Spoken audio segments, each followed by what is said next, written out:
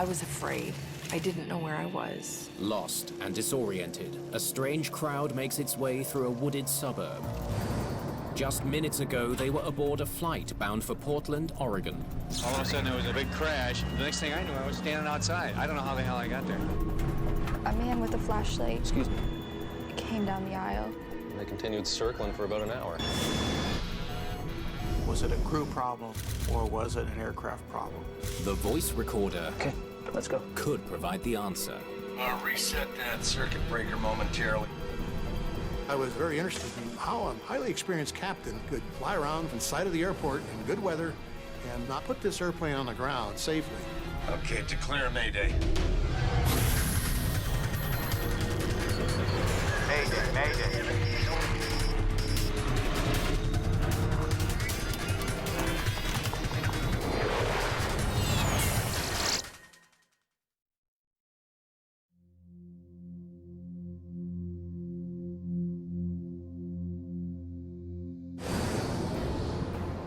December the 28th, 1978. Losing an engine. United Airlines Flight 173 is less than 35 kilometers from Portland International Airport. It's flamed out. Why? You can fly a DC-8 or any transport airplane with one engine inoperative. John Cox is a commercial pilot and aviation expert. Requires a lot of airmanship. Pilots train every time they're in a simulator in case of a loss of an engine. All right. Thing to remember is don't worry. Captain Malcolm McBroom, a veteran of the Second World War, is one of United Airlines' most experienced pilots. His first officer, Rod Beebe, has more than 5,000 hours flying experience. The first officer was relatively new on the airplane. He had probably been on it 6 months or maybe less. He was an experienced pilot, but he'd been flying other equipment. Flight engineer Forrest Mendenhall is the third member of the crew. Okay. It's his job to monitor the DC-8's 3 remaining engines. The flight began in New York City with a stopover in Denver. It's 3 days after Christmas. Many of the 189 people on board are returning from their holidays. 17-year-old Amy Connor is flying back to boarding school in Washington State. I picked up the flight in Denver, and everything seemed to go normally. I got to my seat. I was sitting in between 2 very nice people. In the cockpit, All right. the pilots are focused on getting their plane to the airport. United 173 would like clearance for approach and 28 left now. Air traffic controller Ed Kingray is on duty at Portland Tower. I was working radar that night down in the radar room, but as I recall, it wasn't all that busy at the time. United 173 Heavy. Okay, roll out heading 010 to runway 28 left. He clears Flight 173 to land on the airport's longest runway. He said, we'll be heading in for a landing now. In this case, he was coming from the east, so he lined him up for a straight in. You're gonna lose number 3 in a minute, too. The plane's engines are flaming out, one after another. I recall hearing the captain tell the tower the losing engines. With 2 engines gone, the autopilot can no longer fly the plane. McBroom must get the crippled DC-8 to the airport himself.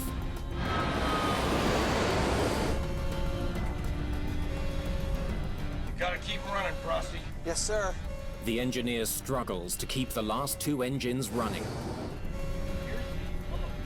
How far do you show us from the field?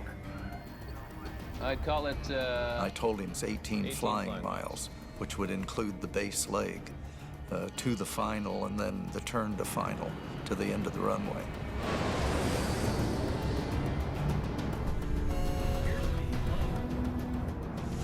We just lost 1 and 2. Flight 173 has now lost all 4 engines. The cabin lights all went out. That we all assumed was an indicator that something was wrong.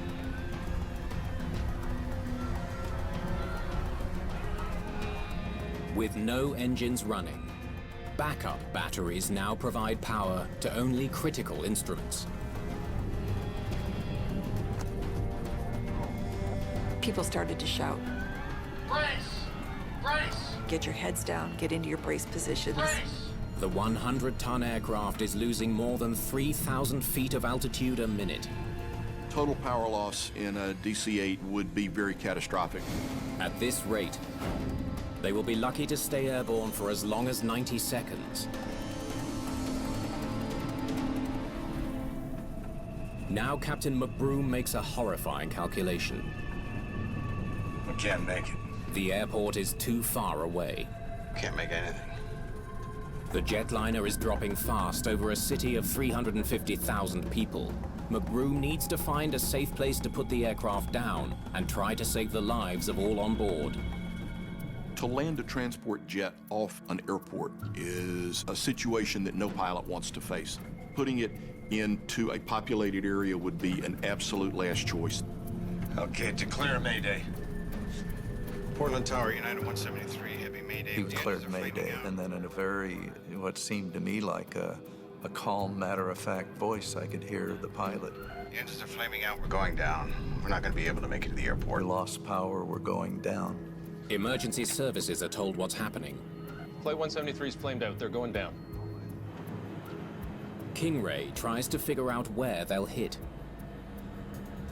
I could see him coming in from the south, his navigational lights flashing. I could tell he was quite low, The DC-8 is coming down over a densely populated suburb.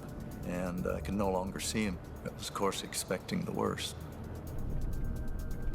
Suddenly, Captain McBroom sees what he's been looking for. A dark area up ahead. It looks like an empty field. The place that you want to put it is where there's minimum buildings, the most open area possible, because the 200,000 pounds plus jet arriving at 140 knots, which is 160 plus miles an hour, it's going to do a lot of damage to the things on the ground. Putting the plane on this narrow strip of land is McBroom's best bet. But as he gets closer, he realizes it isn't an open field. We can't make it. It's a heavily wooded suburb, and he's headed straight for it.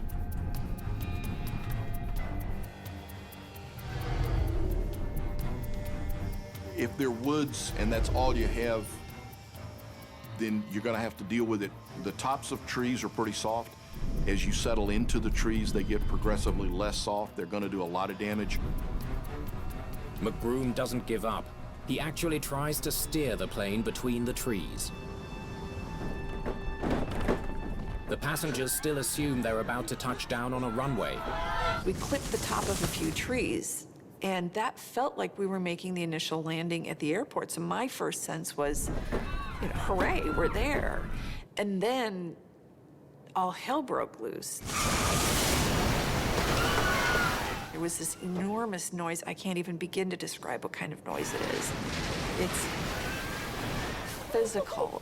You can feel it in your bones.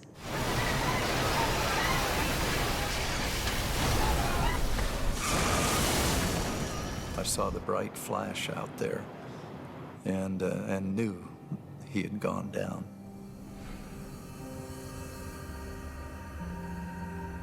The plane carves a 500-meter-long path through the trees.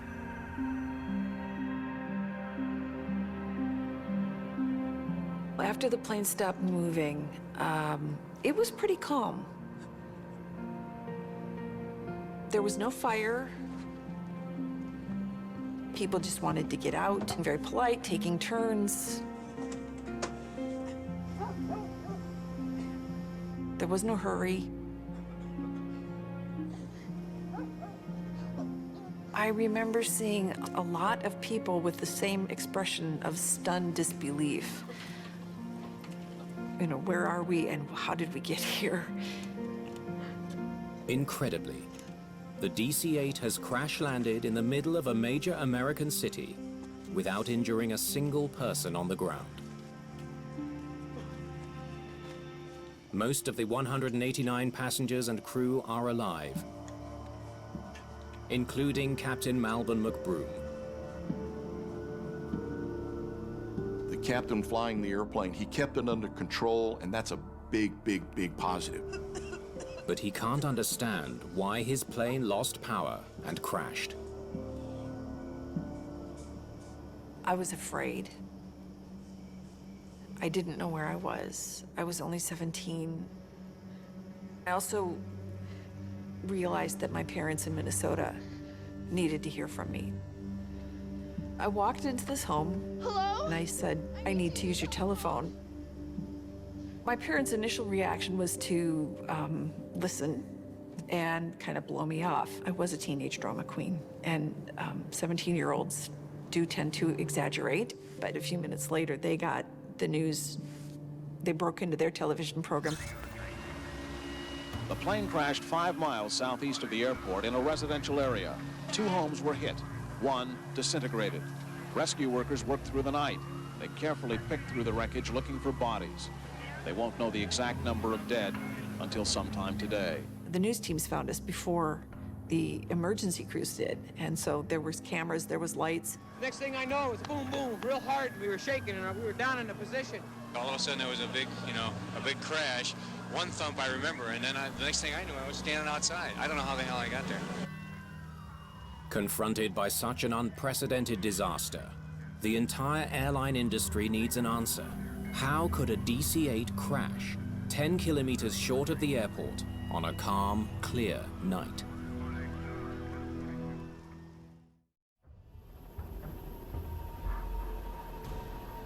The morning after the crash of United Airlines Flight 173, NTSB investigators are on the scene.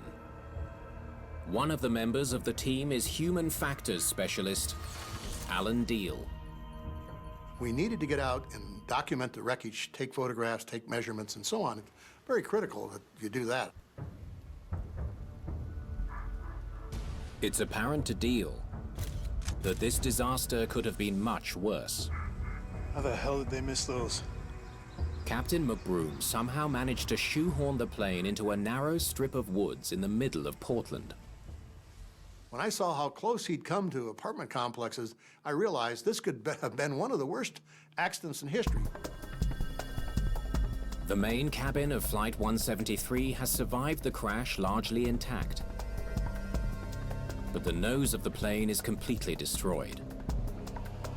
It looked to me like the front of the airplane almost opened up like a banana when it plowed through the woods. And couldn't believe that anybody had survived this.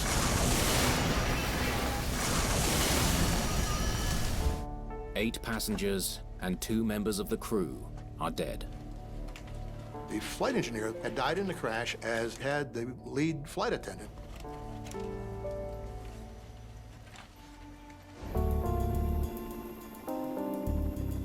Investigators hope survivors can provide some insight into what brought this jet down. When did you first notice something out of the ordinary? They learned that just over an hour before the crash, the passengers heard a terrifying sound. We heard a loud thud and felt the plane jolt. The whole plane just shook. It was a jarring sensation. What was that? And of course, everybody wanted to know what it was. What was that? The lots of conversation starters. What do you think that was? Lots of guessing. A man with a flashlight came down the aisle. One of the pilots comes back to the passenger cabin. At this point, I started realizing something really was wrong. Excuse me, can I look out the window here? That something wasn't working the way it should be, and they weren't telling us about it yet. The pilot is searching for something in the darkness. We're all wanting to know what was going on. Then the captain came on the PA. Ladies and gentlemen, this is your captain speaking. The pilot finally got on and said, we're having trouble with the landing gear. We're not sure whether or not it's working correctly. We'll be running a few routine checks. Captains are always focused on the safety of the passengers. It comes with the job. That is, if the airplane is experiencing an abnormality, what's the effect on the passengers and crew? Do we need to descend? What do we need to do to make sure that everybody gets through this abnormality with the minimum negative effects? How did the cabin crew react? They told us to prepare for an emergency landing. Passengers are told to remove their jewelry and securely stow any loose items. It's clear the captain is concerned that his landing gear might collapse on touchdown. But something isn't making sense to Deal. Crash landings on airport are eminently survivable. First of all, you've got all the equipment to handle the fire engines and the rescue people. But if you have to go off airport, it's a whole different situation. How does a landing gear problem bring down a plane? At the crash site of United Airlines Flight 173, investigators retrieve the plane's flight recorders. One contains flight data. The other records voices in the cockpit. I've always said that the flight data recorder tells you what happened, but you have to listen very carefully to the cockpit voice recorder to understand why things happened the way they did. The recorders will be analyzed at National Transportation Safety Board headquarters in Washington.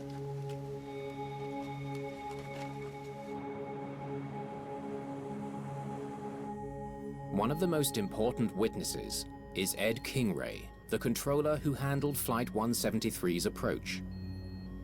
I cleared him for an approach to runway 28. I was about to hand him off to the tower controller. He basically said he'd stay with me, that he was having some kind of unsafe gear indication, and he didn't know if one of the landing gear were down. Negative, we'll stay with you.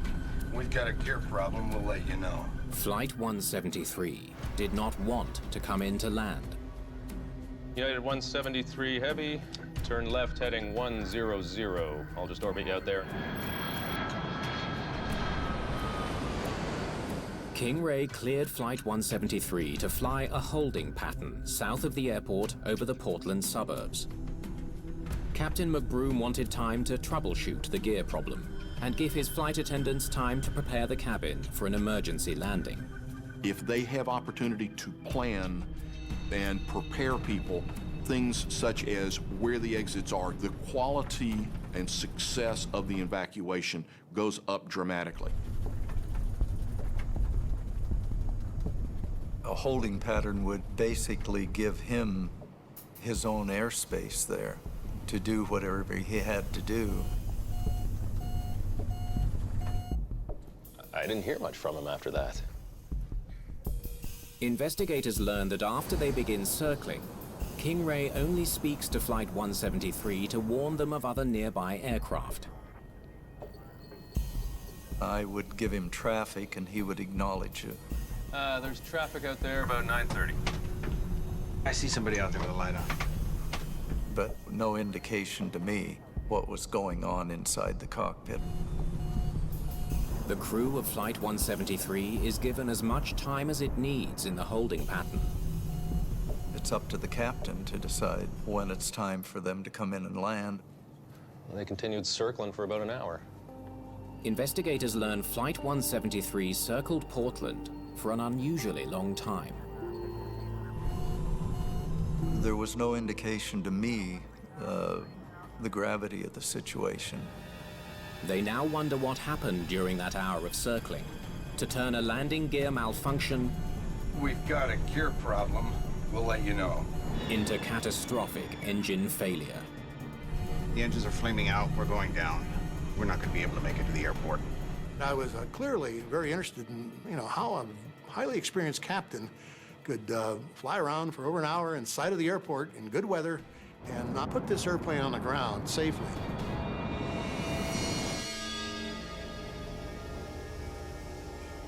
Investigators find the plane's right side landing gear.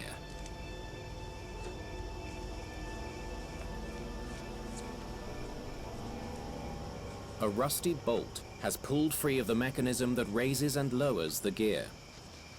This could explain it. The landing gear would have dropped suddenly into place. The free fall of the gear would be very apparent to everyone on the airplane. What was that? You would get a very large thump or clunking sound. You'd feel the gear slam up against the lock, and so you'd get this reverberation through the airplane. And we learned that due to corrosion, the extension mechanism had failed, and that's what caused the gear to slam down. The discovery explains the troubling sound, heard in the cabin an hour before the crash. But it doesn't explain why the DC-8 lost engine power while circling over Portland.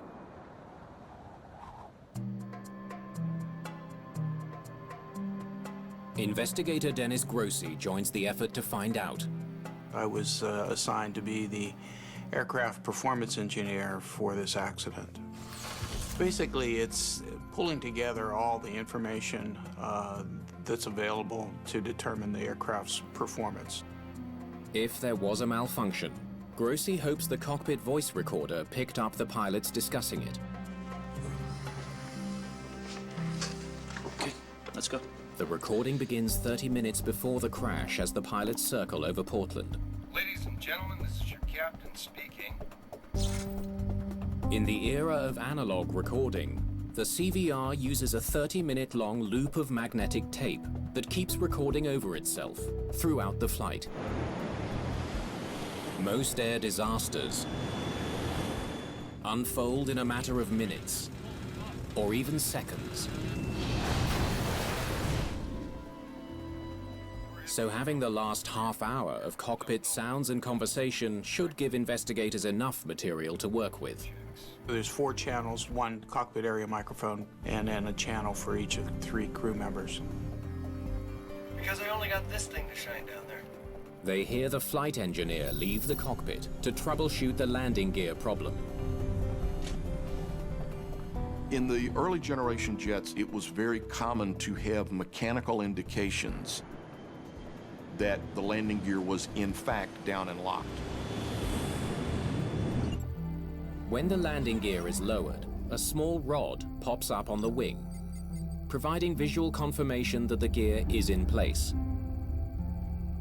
The flight engineer would be asked by the captain to go back and check the mechanical indicators for the position of the landing gear. He'd walk down the aisle to about the center of the wing. Excuse me, can I look out the window here? And he could look over, and there are tabs that actually come up and go down. And he could see if the gear was extended and locked. It's exactly what Amy Connor described to investigators. A man with a flashlight came through the aisle. In her post-crash interview. How's that main gear back there? Both appear to be down and locked. Despite his engineer's report, Captain McBroom is still concerned. If the gear is locked, none of the lights should be flashing. And the touchdown of that gear folds or something. Obviously, the lights were affected, the electronics that tell the crew members whether or not the gear is down and locked. Landing gear failure is rare in commercial aviation. When it does happen, statistics show that most passengers survive unscathed. In 2008, engine failure forced British Airways Flight 38 to make a crash landing. The impact ripped the Boeing 777's landing gear from the fuselage. The plane was a write-off, but no one was killed.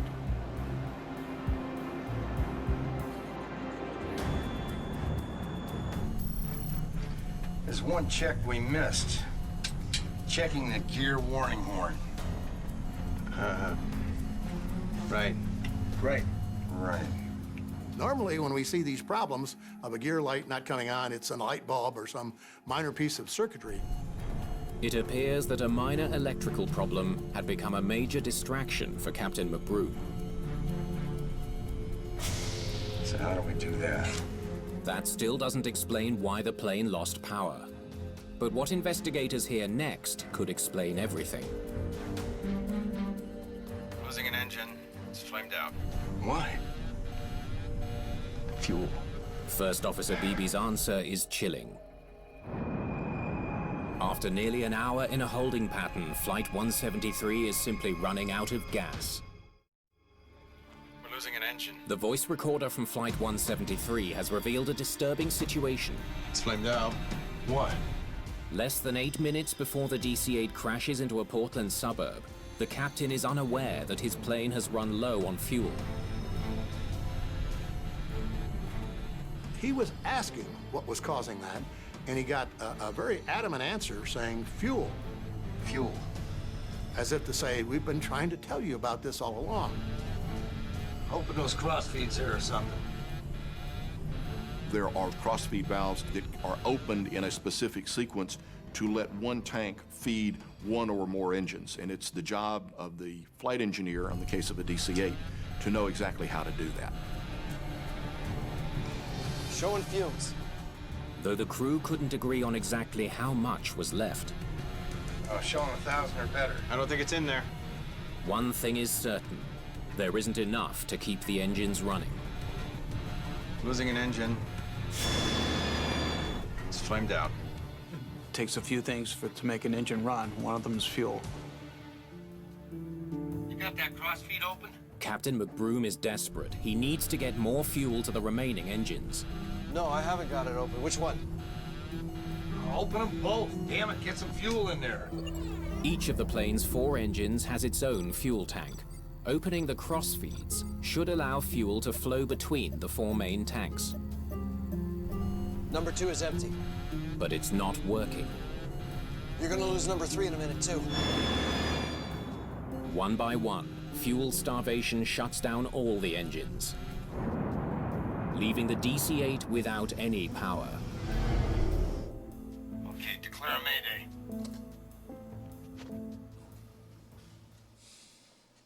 The engines didn't have any fuel. We knew that the aircraft ran out of fuel.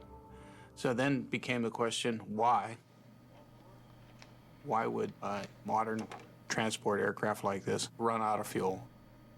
Investigators focus on 2 possibilities: mechanical failure or human error.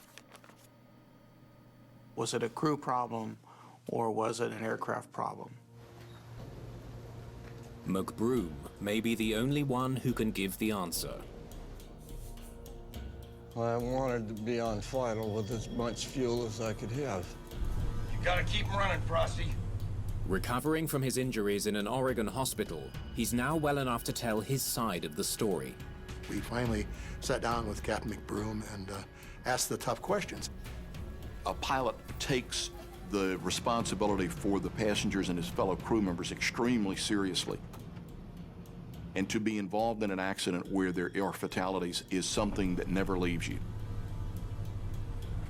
It would be with a pilot the remainder of their lives. I recall seeing the number 1 and number 2 warning lights come on, but I knew we had fuel. He was still convinced that somehow the fuel had either leaked out of the tanks or the fuel burn was too high or the gauges were wrong. Oh, showing 1,000 or better. I don't think it's in there. Meanwhile, in Washington, Dennis Grossi digs deeper in search of a mechanical cause. He studies Flight 173's flight plan. He uses it to calculate the amount of fuel the DC-8 should have burned.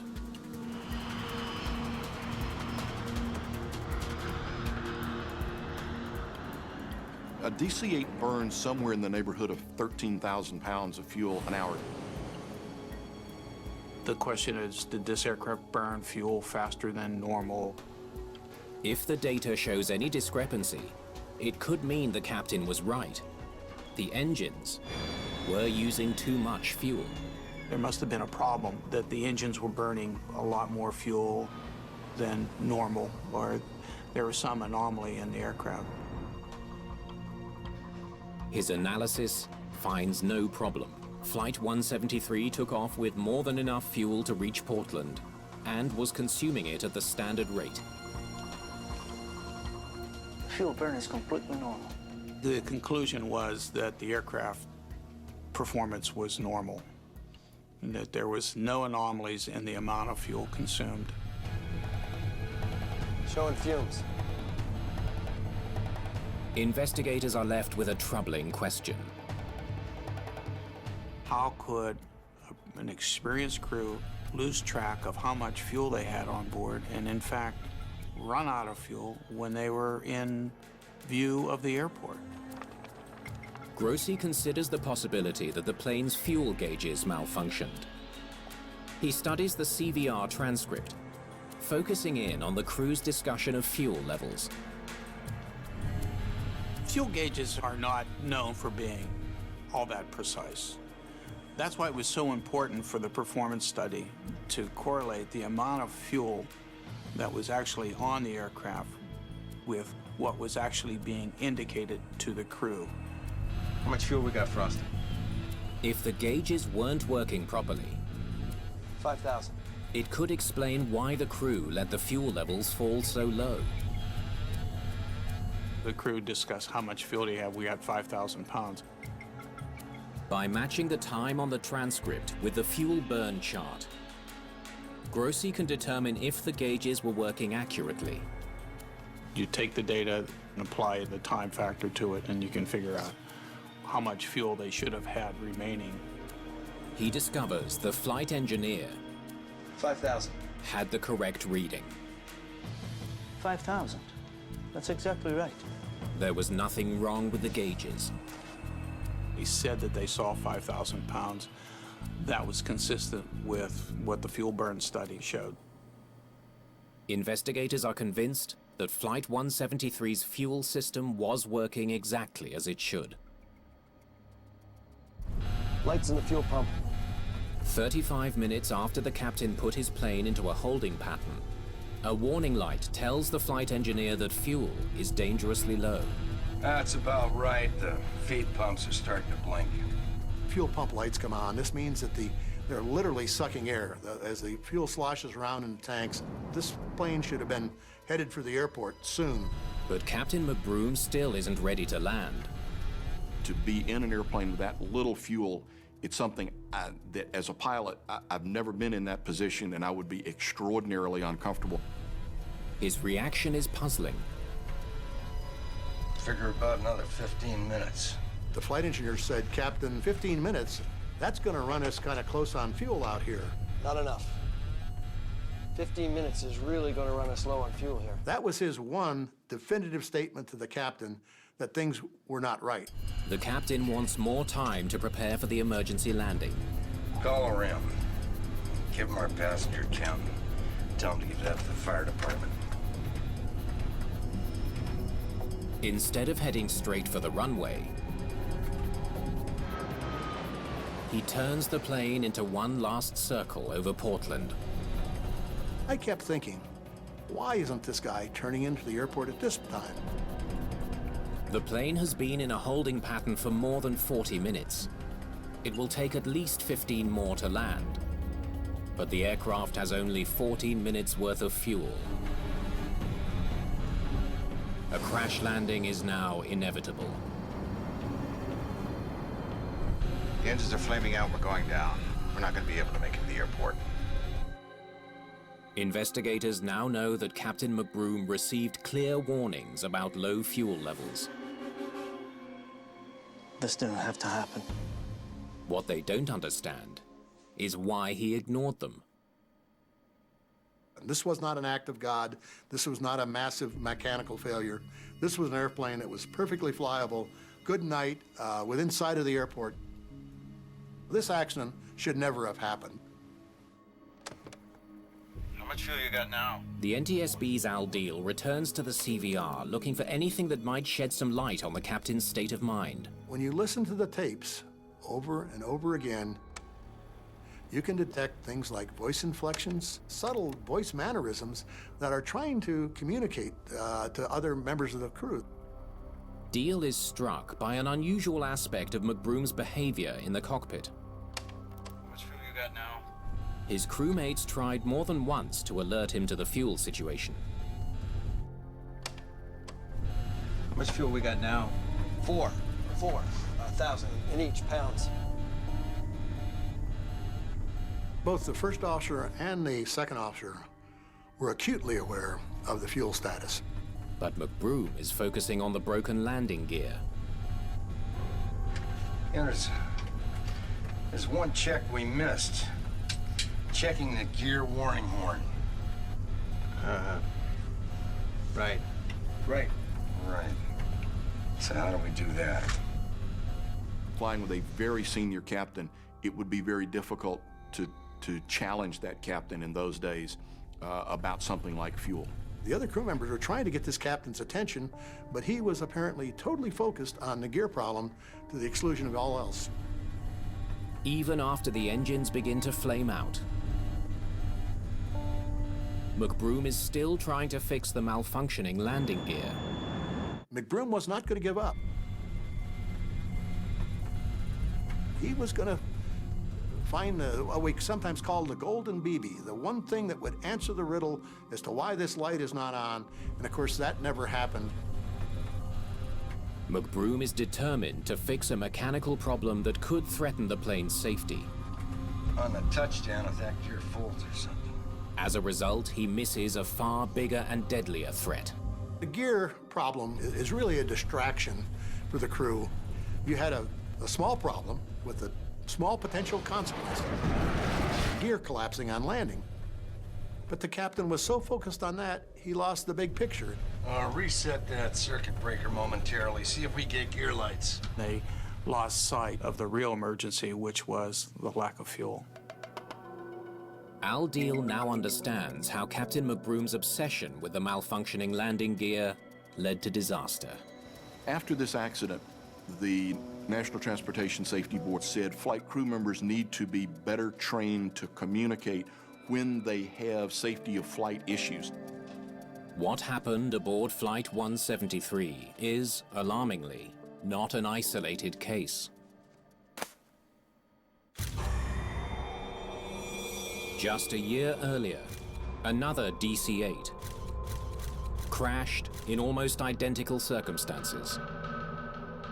It was a United crew, same kind of aircraft, gear unsafe flight, entered a holding pattern at night, flew around, troubleshooting the gear problem. They flew into a mountain and killed everybody aboard. It was one of a string of deadly crashes during the 1970s involving a lack of communication. The list includes Eastern Airlines Flight 401, a Lockheed L-1011 bound for Miami. Here, too, they had a gear unsafe flight. They ended up descending into the Everglades, crashing and killed over 100 people.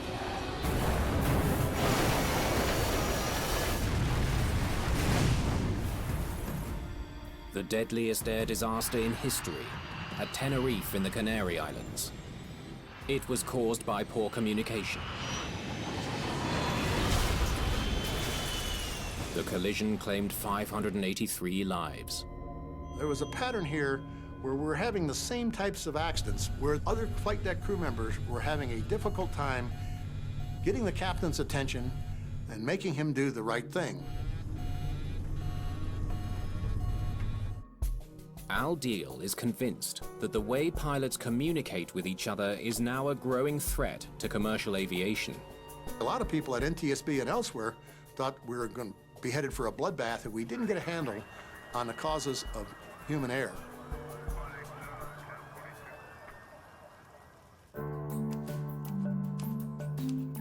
His hopes rest on an experimental pilot training program developed by NASA that could help solve the growing problem in the cockpit. It's known as Cockpit Resource Management, or CRM. It's a system of training designed to improve the way pilots communicate. It helps to improve crew coordination and improve collective decision-making on the cockpit. And the way it does that is it teaches captains to listen better, and it teaches the other members of the flight deck to be respectfully assertive. In a move that will have a lasting impact on airline safety, the Federal Aviation Administration adopts Deal's CRM recommendation.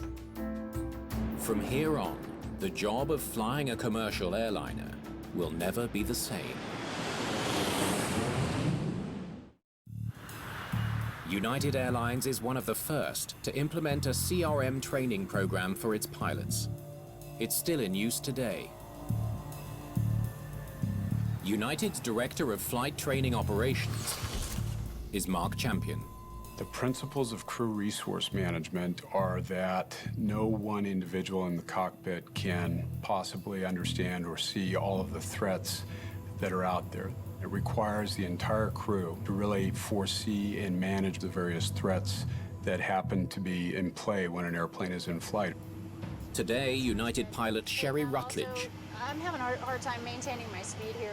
is undergoing CRM training. The flight attendant, you continue with you have the airplane. I got the airplane. In this simulation, she and her captain are dealing with an emergency. ECAM. Engine oil low pressure. If oil pressure is less than 60 psi. A mechanical problem has forced a shutdown of one of their two engines. Idle, confirm thrust level. Engine 1 shutdown. Engine mode selector to ignition. It's designed to mimic the situations that I will see in actual airplane flying. Yes. Oakland Center, United, 1916. We're declaring an emergency. We've had an engine failure at altitude. There are specific threats that we have to deal with as a crew, be able to communicate, plan, decision make through to a safe outcome. So it's a problem-solving type of scenario, and you're very focused. It doesn't look to me as though we've got a fire issue, though. We've shut it down quickly enough. All the flight crew comes together, agrees on, yes, this is the way everything's appropriate, and then you go to the next step. Yeah, pull the book out. Let's take a look at that. It's very easy sometimes to know what your intention is and think that the people around you will also know what that intention is, but that's not usually the case. And I'm going to go off and talk to dispatch to maintain flying the airplane. How are we doing on altitude? They keep each other informed every step of the way, exactly as the exercise intends. As well, I wanted to, ladies and gentlemen, your captain speaking. We're now in our descent into San Francisco. The CRM training makes every difference in every flight. It has empowered me as a crew member and reminded me to speak up. We're getting a little close in here. To help with decisions, to maintain my situation awareness, and that, I think, is the most important part of it. In the States, we've literally gone a decade without losing a single passenger at a major carrier accident. Many of the experts have concluded that that was at least partly due to CRM. Had the crew of Flight 173 received such training, Figure about another 15 minutes. they might have expressed their concerns more forcefully, insisting Captain McBroom land immediately. Not enough. 15 minutes is really going to run us low on fuel here. Instead, they expected their captain to make the right decision. Okay, declare Mayday. Malburn McBroom was held responsible for the crash. He retired shortly afterwards. Flight 173 passenger Amy Connor met Captain McBroom in 1998, 6 years before his death. The man that I saw at the reunion was very broken, and yet so willing to be there for us under whatever circumstances there were. Call around. Give my passenger count. If I had had any anger toward him before the reunion, I sure didn't after I met him. I know that he truly believed he had more fuel on board than he did have. Tell him to pass that on to the fire department. I always said that pilot error is not an answer. It's only a symptom of some underlying problems. Thing to remember is don't worry.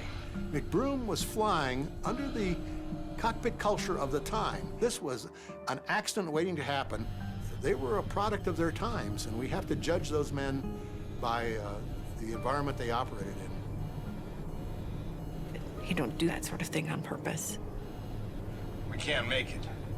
He was devastated. He lost his license. He lost his family. The rest of his life was just shattered.